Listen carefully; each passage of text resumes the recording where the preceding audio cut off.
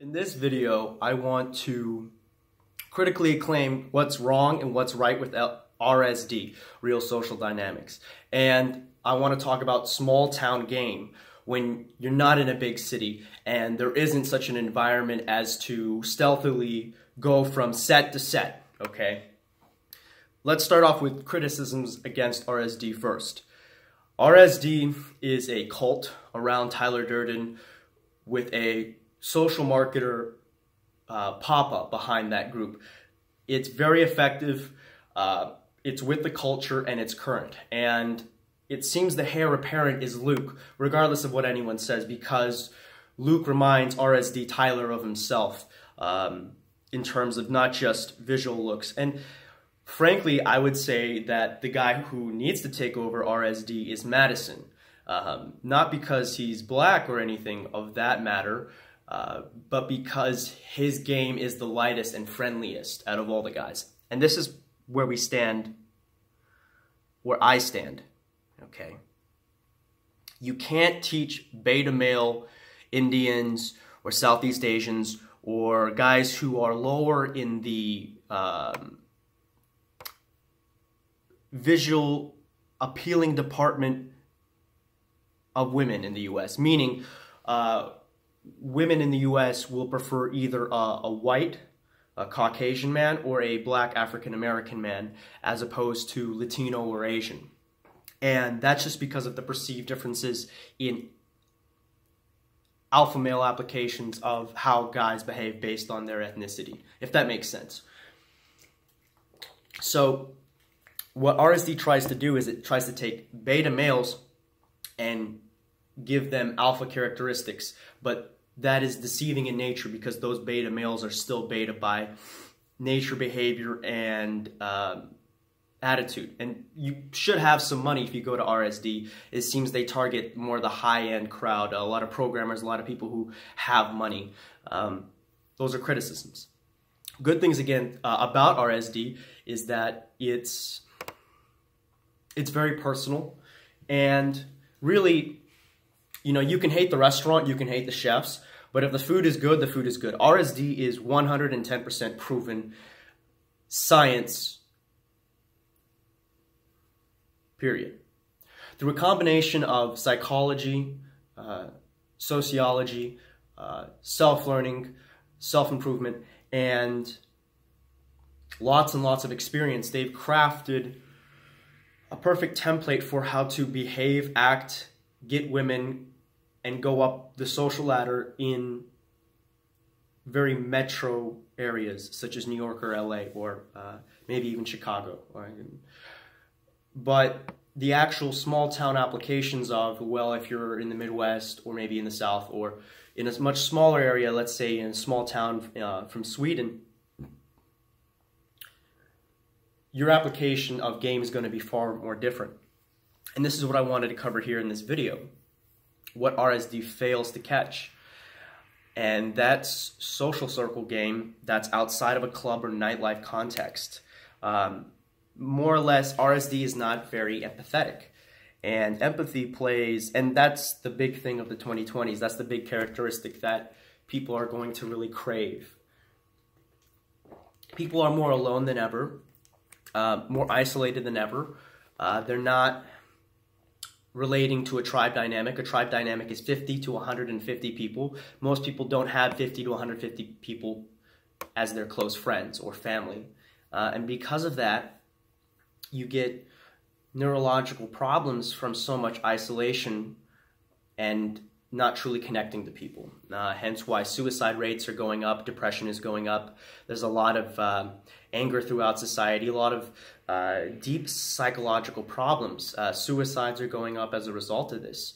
Also, our nutrition and our food isn't as good as it used to be due to the effects of CO2. And because of that, we have a lot of mineral deficiencies, which lead to other neurological and physical problems. So, for example, if you're overweight, you might be lacking nutrients. You might be actually getting your caloric diet instead of getting the nutrients you need, meaning that you overeat, basically. But what does all that have to do with RSD game and getting girls in a small town? For one, everything is interconnected, but I'm not going to go off the philosophical deep end again. What it means for you is that RSD game doesn't work, period.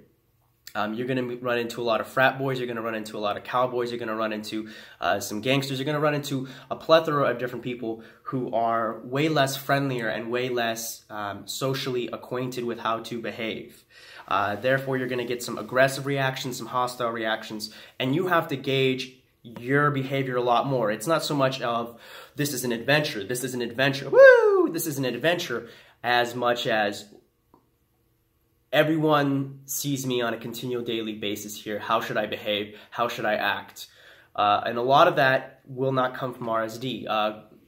One way to fit in is to learn acting and to do when in Rome as the Romans do, meaning that if you live in more of a hick area or southern area, to behave or to have certain characteristics of that group to fit in and get the women of that group. So if you're hanging with frat boys and you want college girls, you're going to adopt a more psychologically aggressive attitude. You're going to be a little less empathetic and more of an alpha male show. So frat boys, there's a hierarchy based on where you are in the university, what your potential is in life, and a lot of it comes down to your behavior in day-to-day interactions with people that see you continually. If you're with nerds or, convention show groups, those people are a lot more softer, spoken, empathetic, and it's more of based on what you know determines your hierarchy instead of the frat boy culture where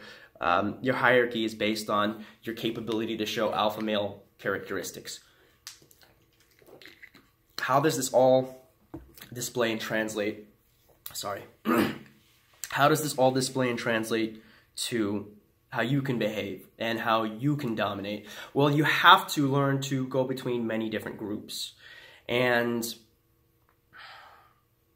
you have to find not necessarily the alpha male behavior and dominate and push and be aggressive, but you can be mid-level with one frat group or low-level with some gangsters or high-level with country kids. And based on all these levels, you will still have opportunities with women.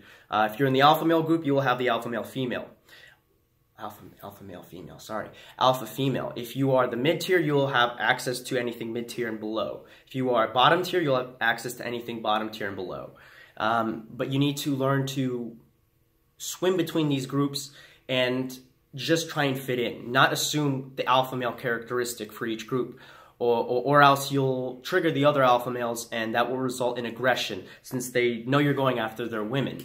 That's what we're all here for at night. This applies to only night game. Day game in a small town is a lot more direct. There's a lot of lonely older women who aren't getting what they want out of their marriages, and you can decide if you want to participate, but game taught me a lot, and it's that to never sleep with a married woman or to never sleep with a woman that is in a relationship, period. And I've never done that. That discounts me from a lot of girls automatically, maybe 70–80% based on that alone. And I'm okay with that because I meet so many women in my day-to-day interaction asking if they're single, whether at Target, Walmart, Shopko, Hy-Vee. I don't want to say the brands of where I live, but regardless of what grocery store or coffee shop I go to, I have options based on doing so many approaches, period. And your rate of success for approaches in a big city versus small town is going to be drastically different. In a big city, if you're in the right location, it's very possible to get laid every night if you want, because you can instantly escalate in a 3-hour frame and assume anonymity and disappear, essentially.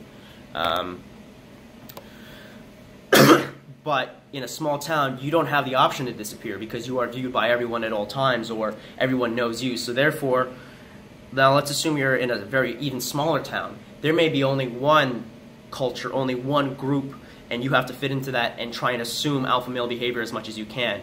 Whereas the bigger the city, the more groups you can eject from and wait until you are at the one where you are the alpha male. Now I keep saying alpha male, what is that? And we're going to wrap this video up here based on that concept. And to review, RSD is good. Their material is scientifically backbone proven, but they're missing a market with small town people, especially in the Midwest. And to prosper in a small town, it's entirely social circle game and based on connecting to different groups. Alpha male behavior and characteristics. What is that? This flingy bullshit right here, it looks whack to some, but this chain will indicate aggression. My facial hair will indicate age and wisdom. My hairstyle is kind of a little more trendy, and this puffed up, whatever. These are small fashion emojis, if you will, applications of displaying certain characteristics that would indicate a talented, capable group leader of that 50 to 150. Fashion is one concept. Fashion means you are in tune with what appeals to females, and therefore you are more empathetic. Muscles, being bigger, being able to have strength in a caveman environment 40,000 to several million years ago would mean, lost my track, but strength is good, okay? Strength is good, period, and muscles indicate strength. That's a second application. Third application is intuition, being able to understand where the group should go. Intuition comes from essentially intellect. The higher IQ and emotional quotient, EQ, you have, the more you are able to relate and communicate to people. The way we overcame nature was by being able to communicate and kill other hominids, essentially. There were 32 species of hominids. We wiped them out, so there's only one left, which is human, and that's a result of our aggression and capability to communicate. So we are much more chimp-like than we are bonobo. Bonobos love to just lay around and have sex. Chimps are highly hostile, highly territorial, and highly aggressive, and we are that species. So if we were to compare alpha male behavior and characteristics in chimps as to humans, they are very similar. The alpha male in the chimp group leads raids, I believe so, at least, against other tribes, and mates with the other alpha male females. He sort of dictates problems within the group. If there's a problem, he'll sort of calm other chimps down from fighting. His word is the will of God, essentially. And we look up to our leaders as humans very much the same way, whether they're presidents, kings, senators, someone in the House of Representatives. Doesn't matter what rank, we still have that very same alpha male vision towards people we should look up to. For your day-to-day application, what does that mean? That means when you're in the office, you can dictate and prostrate alpha male behavior for female access there if you want, but that is generally not a good idea. And the leading takeaway from this is that, excuse me, that trying to always communicate alpha male behavior does not work in a smaller environment, so don't do it. And that's why RSD will lead you down the wrong path if you are in a social environment of small groups that need to communicate on a day-to-day basis. That's it.